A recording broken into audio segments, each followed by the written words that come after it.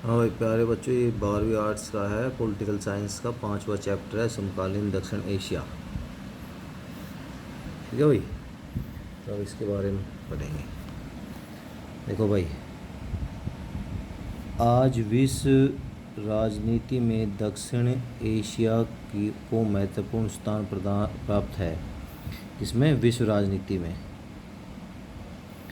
भौगोलिक दृष्टि से दक्षिण एशिया की पहचान उस क्षेत्र के रूप में की जाती है जिसमें भारत, पाकिस्तान, श्रीलंका, नेपाल, बांग्लादेश, भूटान व मालदीव शामिल है। भौगोलिक एकता के बावजूद इन देशों में समान राजनीतिक प्रणाली नहीं है। भारत और श्रीलंका लोकतांत्रिक राज्य है। पाकिस्तान और बांग्लादेश सैनिक व लोकतंत्र दोनों प्रकार का शासन रहा है। नेपाल में राजतंत्र मौजूद था, परंतु अब उसे समाप्त करके देश में लोकतंत्र की स्थापना कर दी गई है। भूटान में यद्यपि राजतंत्र था, परंतु अब वहाँ पर भी लोकतंत्र की प्रक्रिया। मालदीव जो सन 1968 तक सल्तनत था, को भी अध्यक्षात्मक शासन प्रणाली के साथ एक गणराज्य घोषित कर दिया है। ठीक है भाई। अब है 20वीं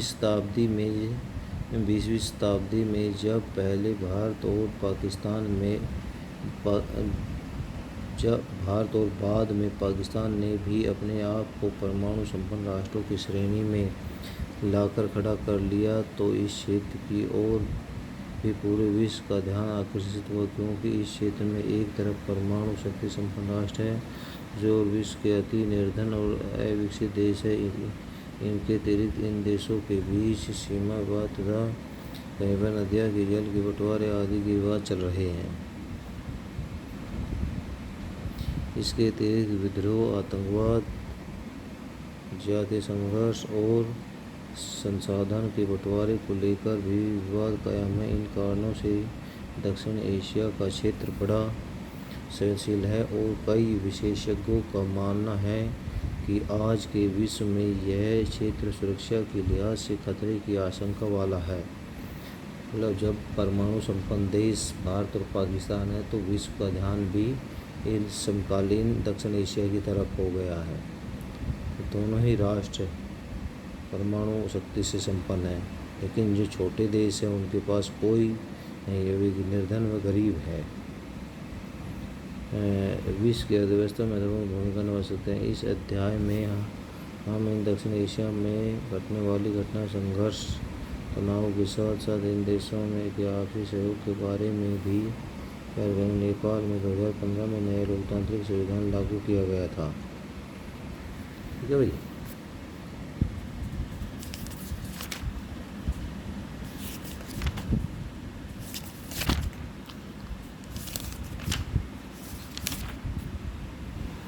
अब है पेज नंबर B142 पे, जिसमें अति लघुतरात्मक प्रश्न है भाई। ठीक है, ये करेंगे भाई। देखो, बांग्लादेश की स्थापना कब हुई, इसका मुख्य कारण क्या था। बांग्लादेश की स्थापना सन 1971 में हुई। इसका मुख्य कारण पाकिस्तान का विभाजन था। पाकिस्तान के साथ भाई 2 युद्ध हुए, एक तो 65 में, एक 1971 में। तो 1971 में क्या है, पाकिस्तान पर युद्ध। पाकिस्तान, ये पूर्वी पाकिस्तान था बांग्लादेश, लेकिन इसके टुकड़े हो गए और 71 में इसकी स्थापना हो गई बांग्लादेश की। अब भारत में बांग्लादेश के मध्य तनाव के कोई मतलब, अब तो इन दोनों देशों के बीच जो तनाव है वो किस कारण है। बांग्लादेश में हिंदुओं पर निरंतर अत्याचार होना और प्रताड़ित हिंदुओं का भारत आगमन, भारत की आपत्ति के पश्चात भी बांग्लादेश द्वारा आवश्यक कार्रवाई न करना। मतलब वहाँ पर जो हिंदू रह रहे हैं उस पर अत्याचार हो रहे हैं, वो छोड़कर भारत में आकर्षण ले रहे हैं। भारत के कहने पर भी बांग्लादेश मान नहीं रहा है। नंबर 1 कारण।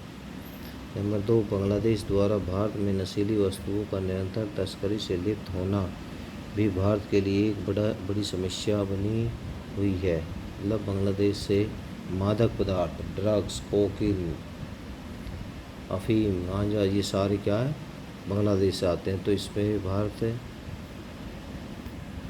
की प्रतिक्रिया है। अगर इसे हाँ, ये एक बड़ी समस्या है भारत जिसके कारण नाराज है। भारत द्वारा सीमा पर कटीली तारें लगाई गई लेकिन बांग्लादेश की सरकार संतुष्ट नहीं है।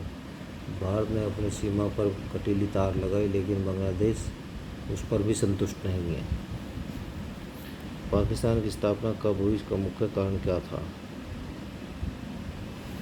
पाकिस्तान की स्थापना 1947 में। इसका मुख्य कारण था भारत तथा पाकिस्तान के रूप में दो टुकड़ों में विभाजन।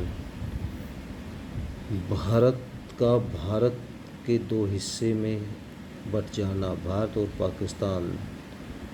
तो ये कब हुआ भाई? 1947 में। दोनों दो देश बन गए, द्विराष्ट्र।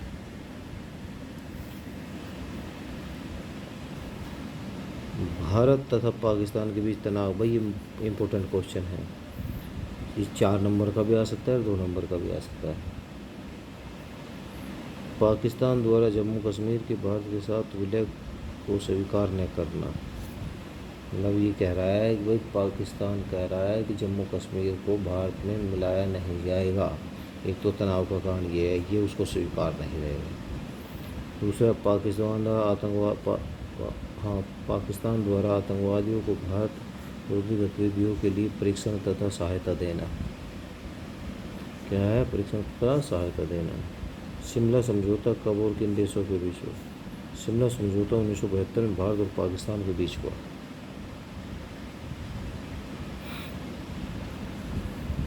भारत एवं पाक के बीच आगरा चक्रवार्ता 2001 में असर होने कोई 2 कारण लिखिए। नंबर 1, पाक द्वारा वार्ता में केवल कश्मीर मुद्दे पर ही ध्यान केंद्रित करना। दूसरा है, वार्ता में सीमा पार आतंकवाद के मुद्दे को पाक द्वारा शामिल करने से मना करना। मतलब एक कश्मीर का मुद्दा, आगरा में जो मीटिंग हुई थी वो शिखर वार्ता किस किस के बीच हुई थी? वहाँ का जनरल मुशर्रफ और भारत के पूर्व प्रधानमंत्री अटल बिहारी वाजपेयी जी के साथ में। ठीक है भाई। श्रीलंका में जातीय संघर्ष के कोई 2 कारण है। अगर जातीय संघर्ष, नंबर 1, श्रीलंका सरकार की तमिलों के प्रति भेदभाव तथा उपेक्षा की नीति, जो तमिल रहे थे। दूसरा, तमिलों द्वारा धर्म, जाति और भाषा के आधार पर एक अलग राज्य की मांग। तमिलों द्वारा भाषा की अलग राज्य की मांग, धर्म के आधार पर। अब सार्क का उदय, स्थापना कैसे हुआ? देखो भाई, अब सार्क का गठन करने का विचार बांग्लादेश के पूर्व राष्ट्रपति जियाउर रहमान ने दिया। उन्होंने सन 1977 तथा 1980 के बीच भारत, पाकिस्तान, नेपाल तथा श्रीलंका की यात्रा की थी। उसके पश्चात सार्क देशों के विदेश मंत्रियों की कई बैठकें हुई और अंत 1985 में दक्षिण एशियाई क्षेत्रीय सहयोग की स्थापना हुई तथा इसका संवैधानिक स्वरूप 7 से 8 दिसंबर 1980 को ढाका से 7 देशों के राष्ट्राध्यक्ष के सम्मेलन में हस्ताक्षर द्वारा निश्चित किया गया। मतलब ढाका में एक सम्मेलन हुआ, उसमें 7 देशों के सेनाध्यक्षों ने भाग लिया, राष्ट्राध्यक्षों ने, सॉरी। अब है सार्क के प्रारंभिक सदस्य देशों की संख्या कितनी है? सार्क के प्रारंभिक देशों की संख्या 7 है।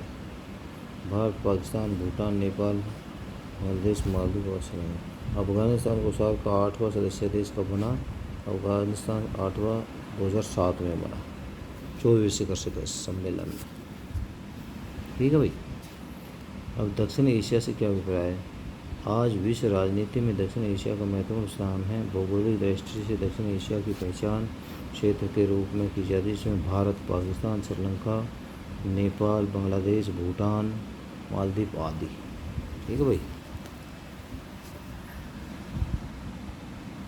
अब है ये सार्क के किन्हीं 2 सिद्धांत करें। सार्क देश एक दूसरे के संपूर्ण संपन्न समानता, क्षेत्रीय अखंडता, राजनीतिक स्वतंत्रता, दूसरे देशों के आंतरिक मामलों में हस्तक्षेप तथा पारस्परिक लाभों के सिद्धांत का आदर करेंगे। सार्क देशों का सहयोग एक दूसरे तथा अन्य अनेक देशों के बीच हुए सहयोग के विरुद्ध नहीं होगा।